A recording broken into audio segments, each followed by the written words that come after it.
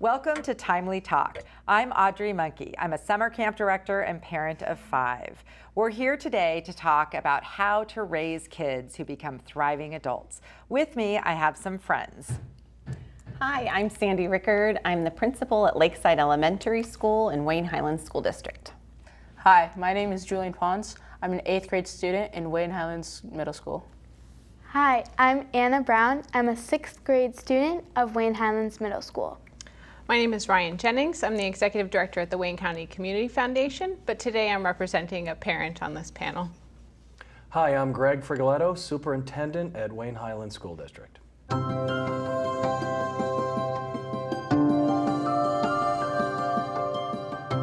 We're going to start with sharing some of our ideas, and we really want to get your feedback about what you think about these ways that we communicate with you and your suggestions of how we can do even better. Can you start, Sandy? Can I call you Sandy or should I call you Mrs. Rickard because you're a principal? Sandy is just fine, yes. Okay. You can call me Mr. Pons. Okay, Mr. Pons can go. You can call me Sounds Sandy. good. One of the things at Lakeside Elementary School that we try and do is foster relationships with the students both inside and outside of the classroom. And I think it's important when they get off the bus or out of their cars in the morning to welcome the kids by name. As they're walking through the hallway, try and make connections with them by their name. Let them know that we're interested in them, not just as a student, but also as an individual in the school. And I think that's important. Yeah, calling us by our real names instead of just you, like we're not just a student, we're a kid. We need to develop, and it makes us really feel appreciated. Like you're a real person, just like the adults. That's awesome. What are some other things that you've tried to connect with kids at school or in your family? I can tell you at our district, we've worked really hard to kind of work under the mantra of every kid, every day, no exceptions. So what we hope happens on a daily basis is that every student, as they come in and have a day, before they leave, there will be some positive exchange with somebody, whether it's a hello at the door, or a nice job at the dance recital, or how did the wrestling match go. You know, every student, every day should have something positive with an adult or some other peer throughout the day. Yeah, that's amazing. Anna and Julian, help us know, sometimes I think parents don't quite get it right on how to do like a little check-in. What do you like best, or what is it that adults can ask or say that really encourages you to share? Do you want to start, Anna? Well, sometimes adults just have to take in the body language of their kids and be like, well, maybe they didn't have such a good day. I can kind of tell that. So maybe I'll let them be alone for a while, and then they'll come back and talk to me. And if they don't, maybe I can question them about it a little later. So it's just little things like that that they can take into account. And sometimes I think, especially as a parent, I kind of do the opposite. Like my kid gets in the car after a long day at school. I'm like, what happened? How'd you go? Well, how was lunch? Well, you kind of have this thing. So maybe that's not the best approach?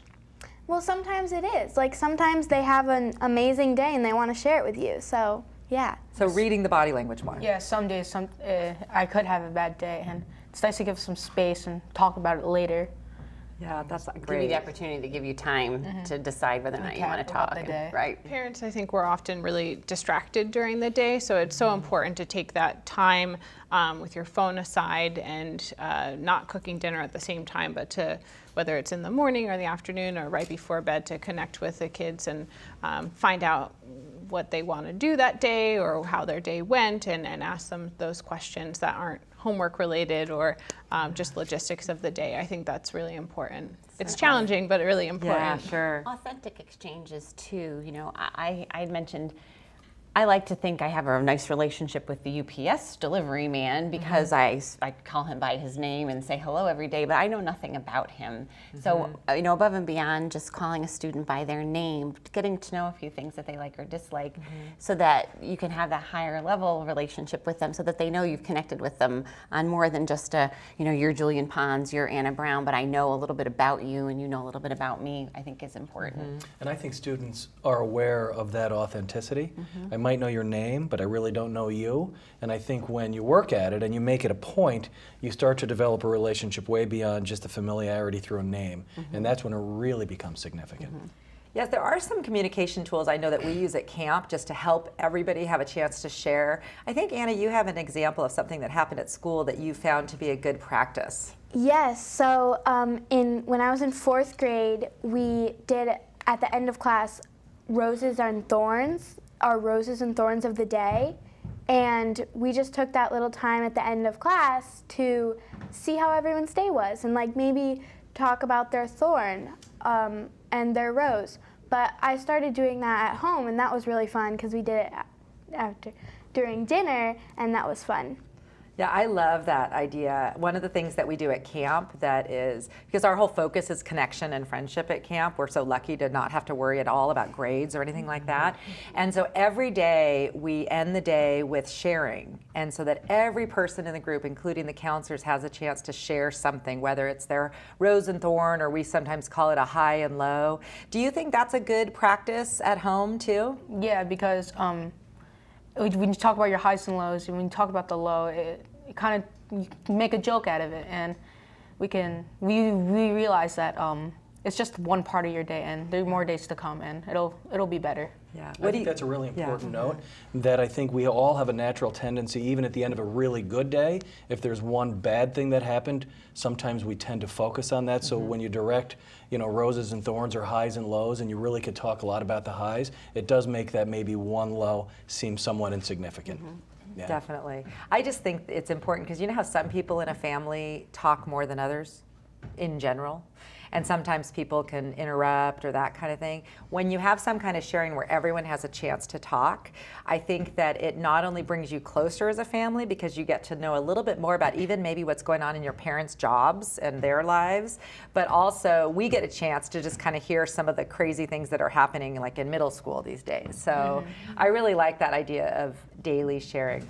Are there any other communication ideas or like specific questions or things that you think adults can do a little better in terms of helping to connect with you?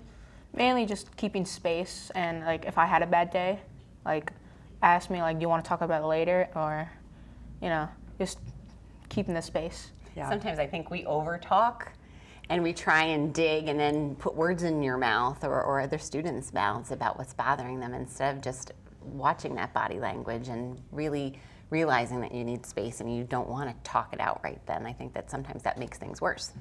And I think when they're processing whatever maybe the problem of the day was on their own, that's a healthy thing. It sometimes is creating some sort of a skill that you're going to use later when you face issues or challenges. It is nice sometimes to be able to process that on your own and not have some forced solution placed upon you, where you can work through it on your own and develop grit. Well, I think these, just all of your answers were such a great reminder about just the importance of prioritizing our relationship and connection with each other.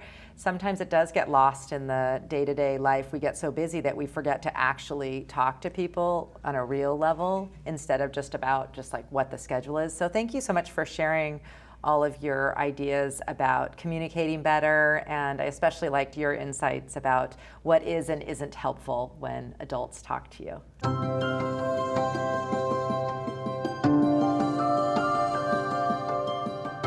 Sandy, what are some ways that you've incorporated this at school of helping kids embrace themselves? I think one of the things we've done at school over the last few years is asking kids to identify a special word, a word that's meaningful to them, either a word that they aspire to or that they try and live by, and we ask the adults to do it as well. And we wear those words on our shirts once a month, but it gives an opportunity to have a conversation more deeply than you normally would about something other than academics, and finding out more about the student, what makes them tick, what their passion is, and what they really love, and the same for adults. And I think it's a lot harder for the adults to come up with their words sometimes than it is for the kids. But I found that it makes a lot more meaningful connections because you're having different conversations, and it's also encouraging kids to have conversations with one another about those words.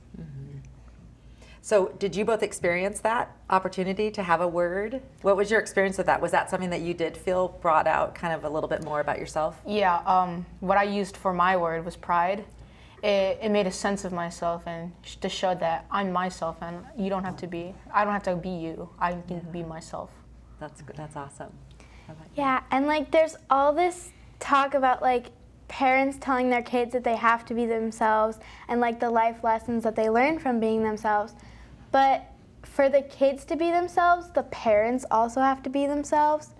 So the parents have to be the best version of them, and that will make the kids be the best version of them. I think Anna hit it on the head that we as parents have to model the behavior we want our kids to grow up doing. So discovering hobbies and making sure that we're maintaining friendships as adults and staying healthy and eating right and modeling those behaviors that feed into our authentic self and make sure that we're lifelong learners and modeling those things.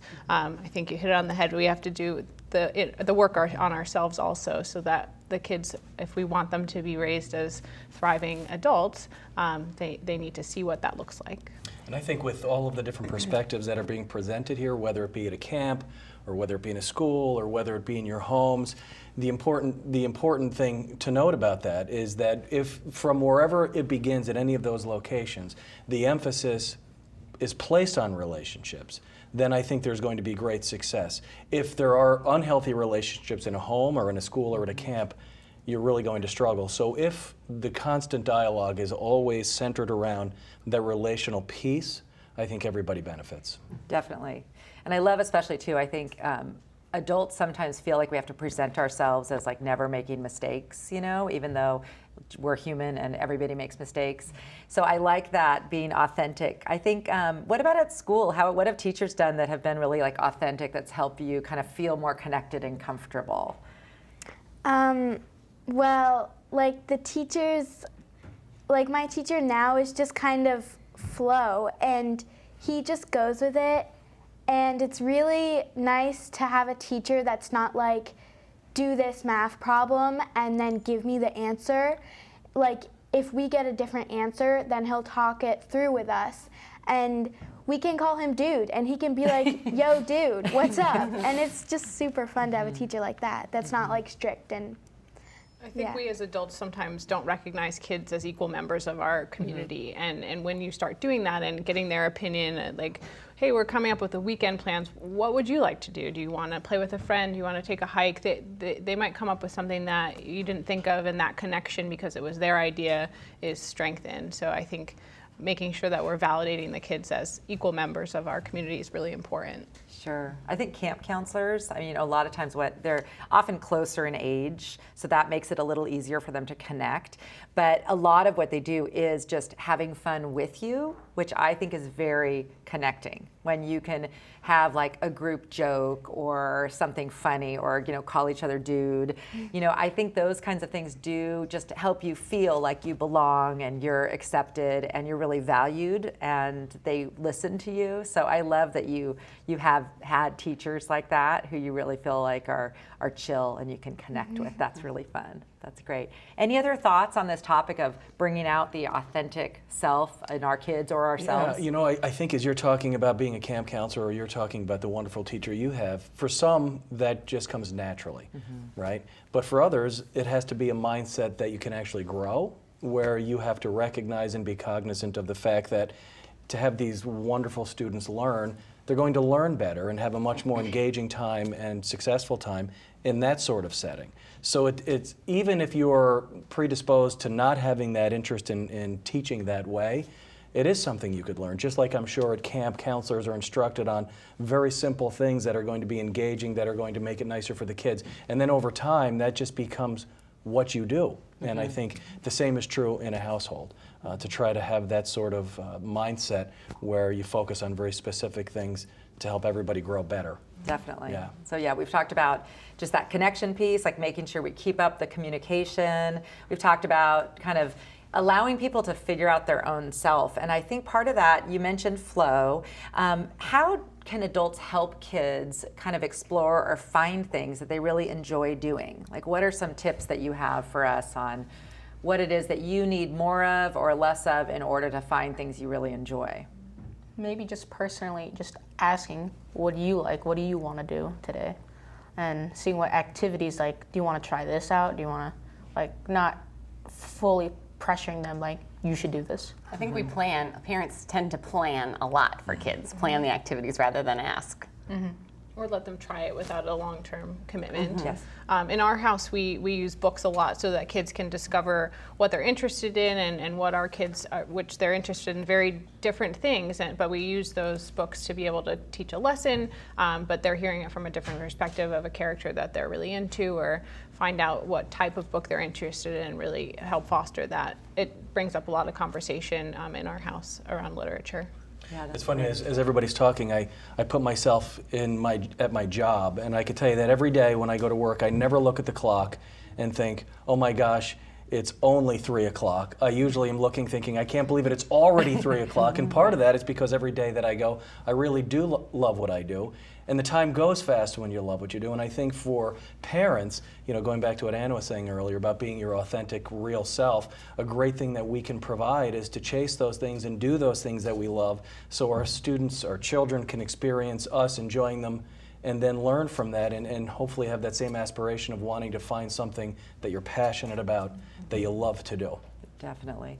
I think too, sometimes people have this vision that like there's one way to be like a good parent or a good middle schooler, and that's no such thing. We all bring our own strengths, and a big gift I think we can give our kids is helping them find those strengths. Like, what is it that when you make friends, what's your best way of doing it? Is it by your friendly nature, or is it your interesting questions that you ask? So I think that just all of us as parents sometimes need to relax and realize like maybe our kid doesn't come out just like us, and they're not like the neighbor's kid or their sibling, but wow, what's so amazing about just them individually? And that makes everyone feel so much better when someone is seeing you as yourself with all of your funny quirks and your fun personality and stuff. So I think that's great. Any other thoughts on this, or that what you think adults can do a little better, or maybe ways that we get it wrong? Is there sometimes too much on the schedule? Do you need a little more chill time? Like, What do you think? Well, you see these movies where there's like a bunch of kids in the family, and all the older kids have good grades and perfect A students and stuff like that. And then the youngest kid is like, oh no, I want to be like them, but I don't know if I can. But the youngest one always turns out to be like the most interesting, or like. Are you the youngest one? No. Okay, all right. I think that you were self-promoting there. I'm just. But it's just kind of something interesting to keep in mind. I think our expectations are challenging to express to our kids, and making sure that we're reiterating values and what is most important to us, that it's not an A, that it's being kind and a good neighbor and a good friend, and having empathy, those characteristics that make for a well-adjusted adult. But movies kind of set different expectations for the world, so, but making sure we're saying, well, you see this, but this isn't really what our family values, and communicating that. yeah, I think that's a funny and good point, because what's interesting is adults all know that what's really important is our social emotional skills. Like in life, in our relationships, in parenting, in our jobs, what's most important is that we can work well with other people and be friendly and kind and get things done and be responsible. So there's all these like character traits and things that are really important. But sometimes with our own kids, we're just like, get the grades, or that becomes, so you start thinking that that's what's most important. But secret is that actually some people who didn't get good grades end up very, very successful and thriving as adults. The grades are easier to measure. Yes, it's something that we can just look at and say, and it Easy does show snapshot. that you're being responsible and working hard, which is a good quality. But in the end, you're going to find your own way. You're going to find your flow maybe at your job or whatever is your thing.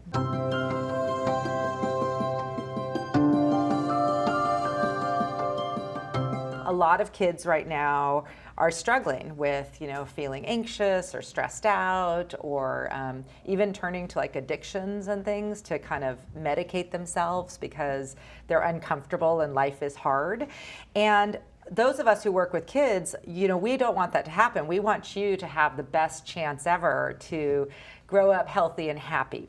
So we're going to kind of switch gears and start talking just generally about your ideas on that topic. And I think we'll start with Greg and share some of your ideas on this topic of how we raise thriving future adults. Yeah, so a lot of what we've spoken about today, I think, is going to be a consistent theme. And with that, I would say that in my own story, as a superintendent and as a parent, focusing mostly on the parent part.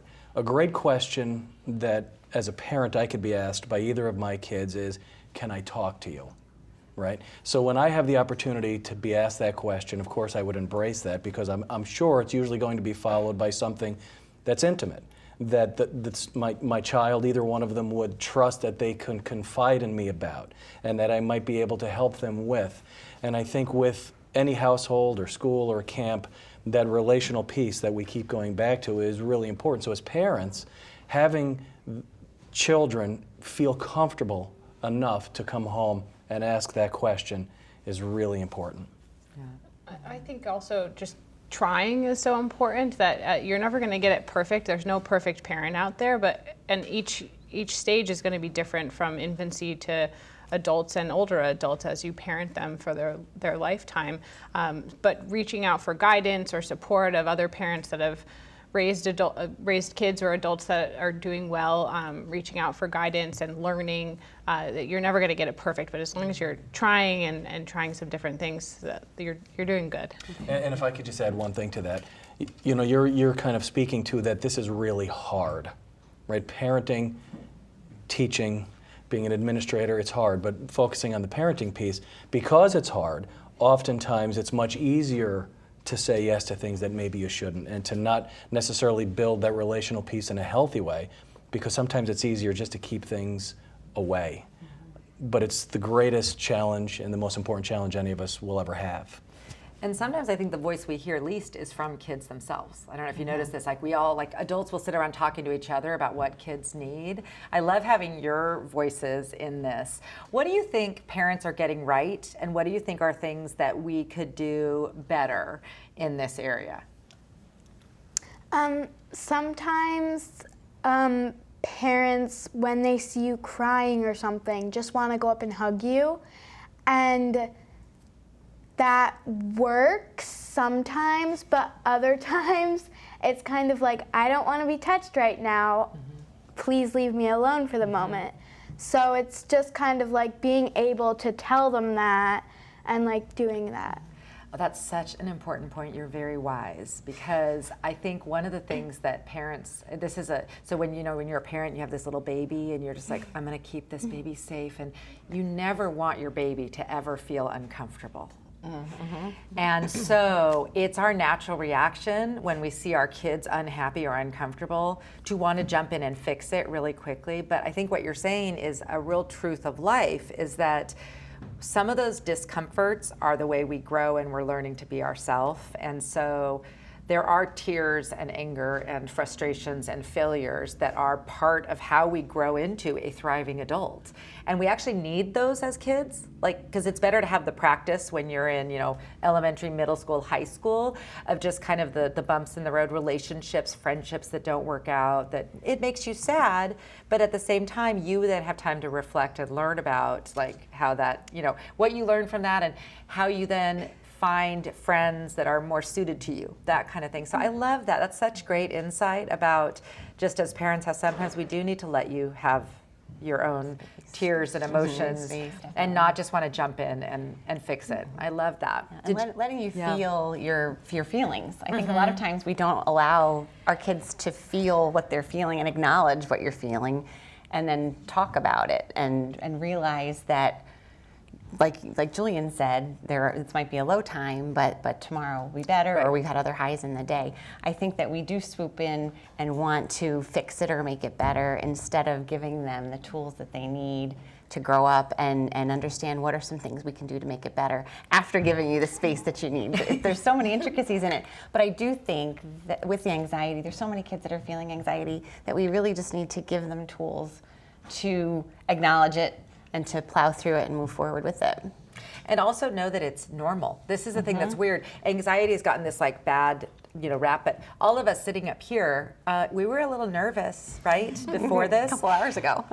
Before you do anything that's new or different or hard, you feel anxiety a little bit, and it's actually helpful. It makes you do better at things. So it's just when it gets too high or too much or too much of the time. So I think part of a little bit of an issue we have right now is, now when someone feels a little bit stressed or anxious, they think, oh my gosh, this is terrible, when it is a natural part of life. And the only way to never feel stressed or anxious is to never do anything new or meet anyone new. And that's no way to go through life. So I think that we all could be a little more relaxed about, and share with our kids maybe how we have those same feelings. It's normal in life. So any other wisdom for us on things that we can do differently or better to help you kind of get through these challenging years? Kind of like to add on to hers, space is key, and if I'm feeling sad, and sometimes I need to feel like what I could do, recap the day, what I could do wrong, and what I could do better, and so I don't feel how I feel. So you just need a little downtime to just kind of regroup and just be on your own for a second. Yeah, just think to myself. I think we all need a little more of that these days. Mm-hmm. I think we're all everybody's running and running and running, and we pack our schedule so tight, and that just time to just stop for a moment and say, what's going on is important for just as much for the adults as for you all. So I think this has been great. This has been such a great conversation. Now we're going to throw it out to the audience and see what their questions are. Why do we have to grow up? Well, I'm not sure I have yet, so that's a good question that I'm not sure I could answer. I would say one of the things is try to retain all the great things about being a kid, because one of the bad things that a lot of people do when they grow up is they lose the ability to have fun and play and just be their true self. So I think that unfortunately you have to become an adult, but you can keep the good stuff about yourself now too. What else do you have? I was going to say, if you're an adult and we do adult things, a great compliment that any of us could receive if somebody says to us, "You're a kid at heart." That's a really nice compliment, which means that we've maintained all of those wonderful things that kids have, the excitement and the enthusiasm. We just do older, more mature things. I think another reason that you have to grow up is because your parents are going to get too old to take care of you all the time. And then eventually you're going to have to help them out when they get old. So you need to be a grown-up with a job and stuff so you can help out your parents later. Good job, Great Chloe. question, Chloe. I have a question. Can you share with us who is somebody that inspired you, or somebody that you remembered when you were a kid that you still carry with you as an adult? If I could start with that, and for me, it was a lot of people, and I always like to challenge people with this very simple question. If I were to ask you to name who your favorite teacher is or was, you could do it like that, right? And hopefully there's more than one, and when you think back and reflect on that favorite teacher, my guess is that they were your favorite teacher for all the right reasons. They expected a lot of you, they communicated with you, they engaged with you, it was personal.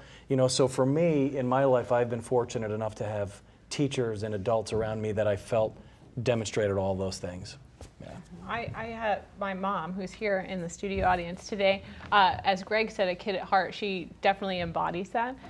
She's fun and engaging and always takes the time. Well, she never knows where her cell phone is, so that's not a distraction, but she takes the time to spend with the kids and connect with them one-on-one, and always did that as a child. A lot of people also inspire me. Everyone in my family, and all of my friends and family that teach art.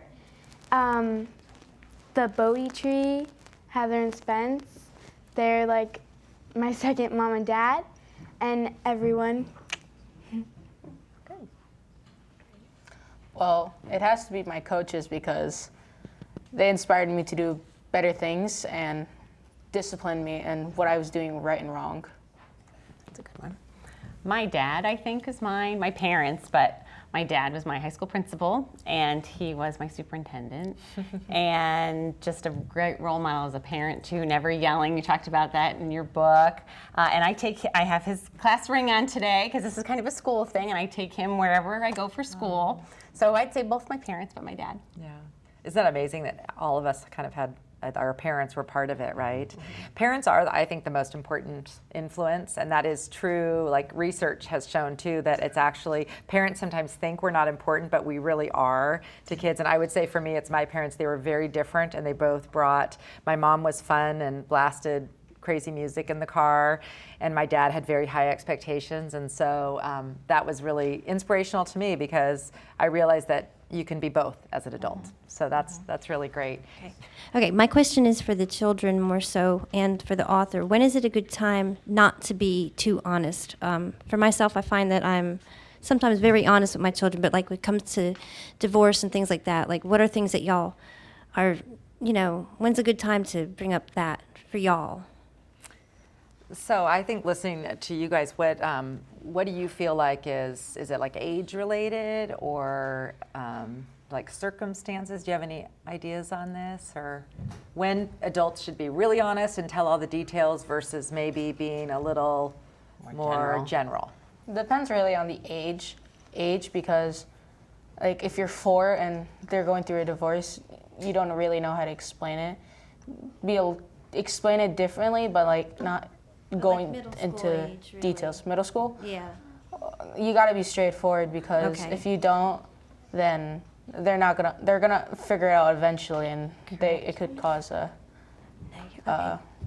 causing a relationship. When I was a health educator, I always learned when addressing health-related issues with kids to address the question that was being asked and not much further than that. So that you're addressing the question that they have, but not overburdening them with all of the details. Because with heavy life events, deaths in the family, moves, divorce, things like that, that's your life, and you want to address what their question is, how it's impacting them. But they don't, depending on the age appropriateness, they don't necessarily need to know everything that goes on with that huge life event. Okay.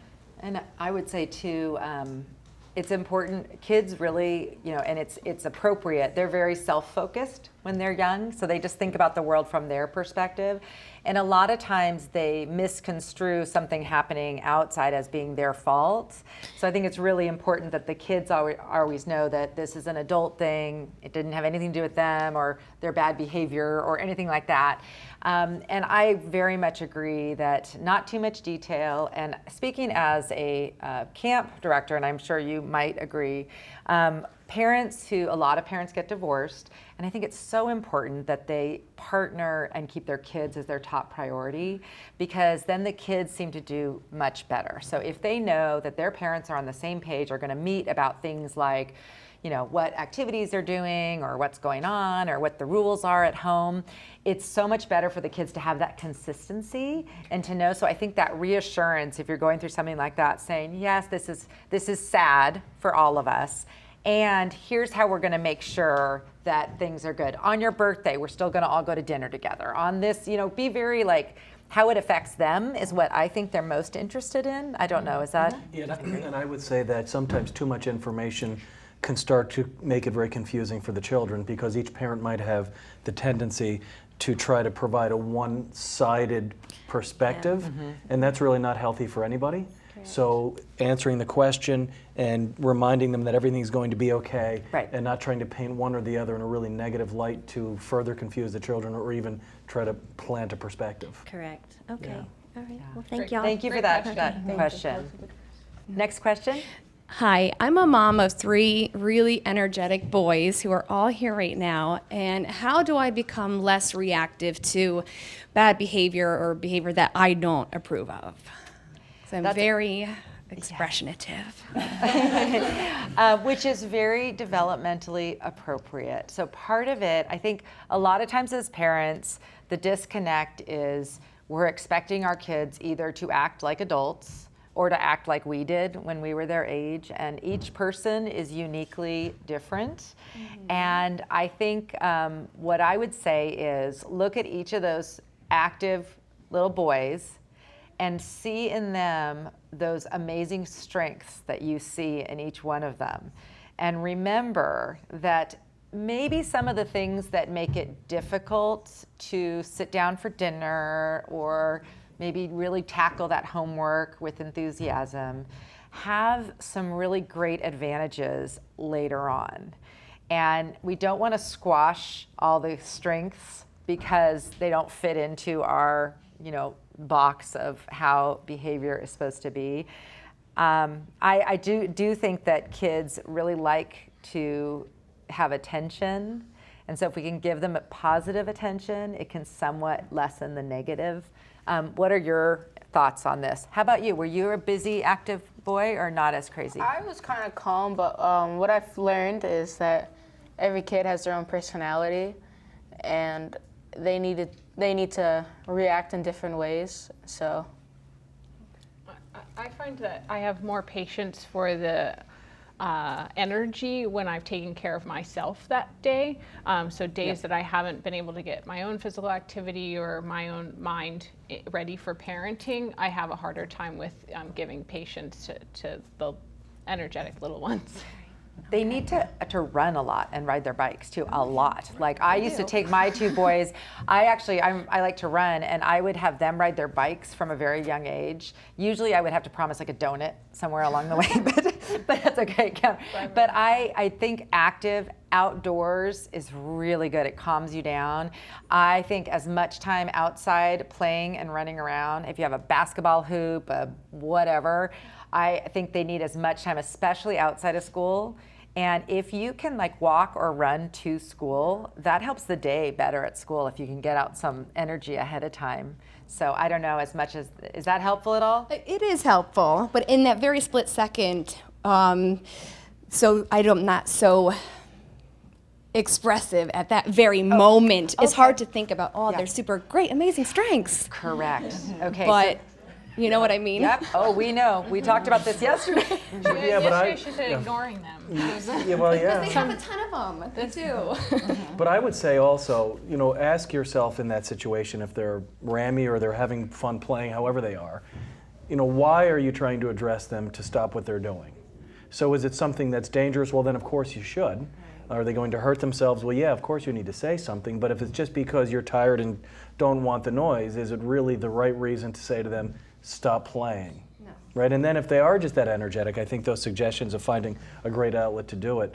But what is a horrible thing that could happen, and I think it's happened to all of us, and it still happens to all of us, is at times when it is the end of the day and they're trying to get out all of the energy that they wanted to during the school day but couldn't, right? That's when you're most vulnerable, right? But don't have that turn into something negative where it becomes your way of handling it is loud and yelling, and that becomes kind of...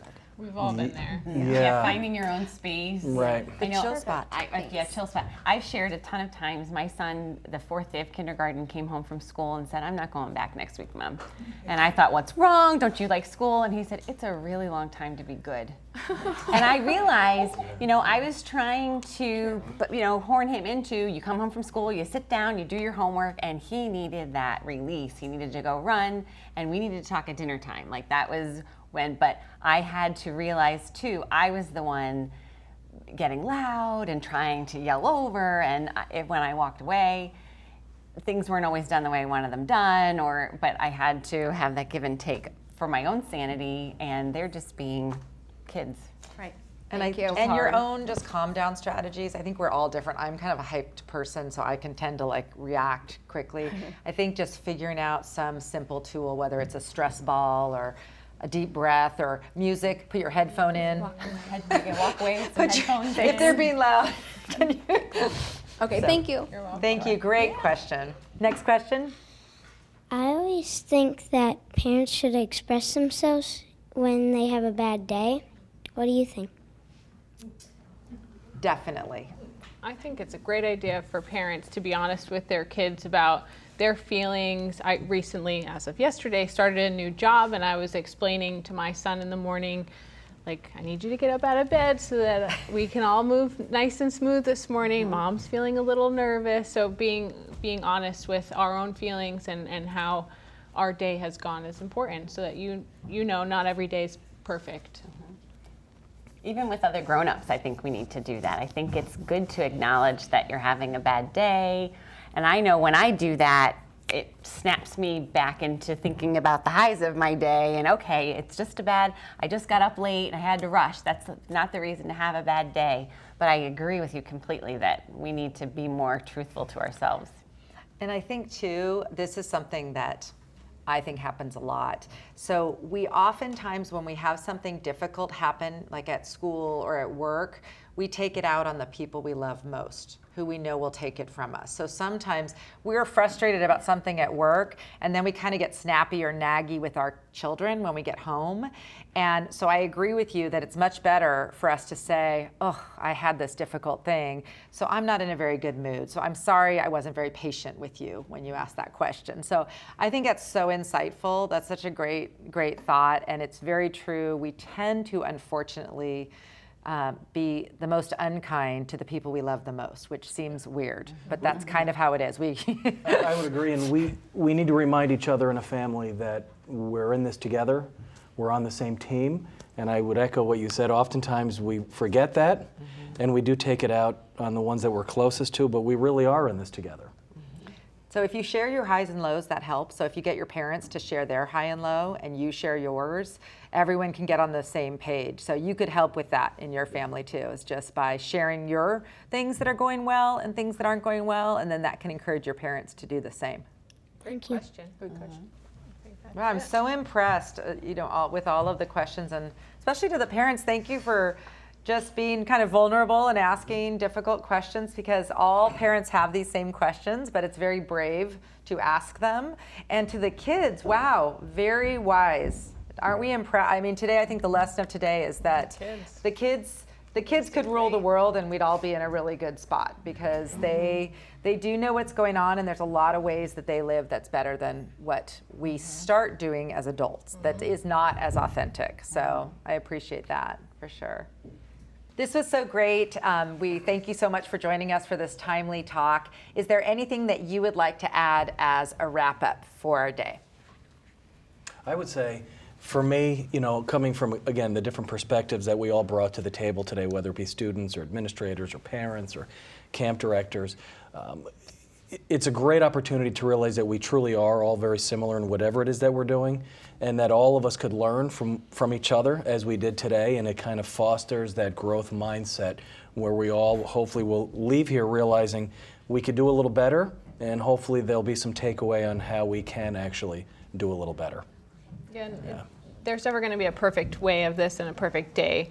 Everyone's just trying to get some balance and hoping those days are smoother. There's more smooth days than bumpy ones, so keep trying at it. And it's not always space. It's not always leave me alone. It's sometimes give me a hug, or just let me snuggle with you for a minute, or just like the closeness can also help.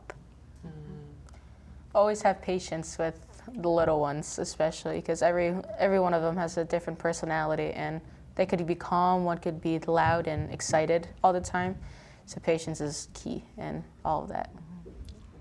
I think self-care is important too. The adults taking care of themselves and their own mental health and well-being, and showing our kids strategies to also take care of their own mental health and well-being and feel okay with their emotions. I think that's really important. Thank you so much for being here today. I feel very inspired after our conversation and ready to go out and just face all the challenges that we have as kids, as teachers, as parents. So thank you all for being here, and thank you all for joining us today.